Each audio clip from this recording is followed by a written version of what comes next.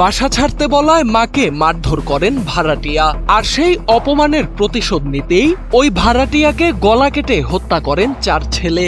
গেল সোমবার আয়োজিত এক সংবাদ সম্মেলনে এমনটাই জানিয়েছে police bureau of investigation PBI. সংস্থাটির দাবি, বাসা ছাড়তে বলা নিয়ে বিরোধের জেরে বাড়ির মালিককে মারধর ও শ্লীলতাহানি করা হয়। সেই ক্ষোভ থেকেই 4 ভাই মিলে ধারালো চাইনিজ কুড়াল দিয়ে গলা কেটে হত্যা করেন ভাড়াটিয়া রুবেলকে। 5 জুন সকালে ময়মনসিংহের 36 বাড়ি কলোনির ভাড়া বাসা থেকে রুবেলের রক্তাক্ত মরদেহ উদ্ধার করে পুলিশ। পিবিআই জানায়, প্রায় 1 মাস আগে ওই বাসায় ভাড়া ওঠেন রুবেল। মাদক সেবীদের নিয়ে আড্ডা দেওয়ার অভিযোগ তুলে বাড়ির মালিক পারুল বেগম তাকে বাসা ছেড়ে দিতে বলেন। পারফেক্ট ব্লেন্ডের ফ্রেশ মশলা, ভালোবাসার স্বাদ অটুট থাকে।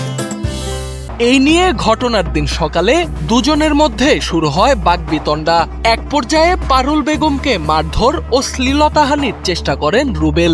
এই ঘটনা জানতে পেরে ক্ষিপ্ত হয়ে রুবেলের গলায় আঘাত করেন পারুল বেগমের 4 ছেলে। এতে ঘটনাস্থলেই তার মৃত্যু হয়। তথ্য প্রযুক্তির সহায়তায় অভিযান চালিয়ে বাড়ির মালিকের 4 ছেলেকে গ্রেপ্তার করা হয়েছে।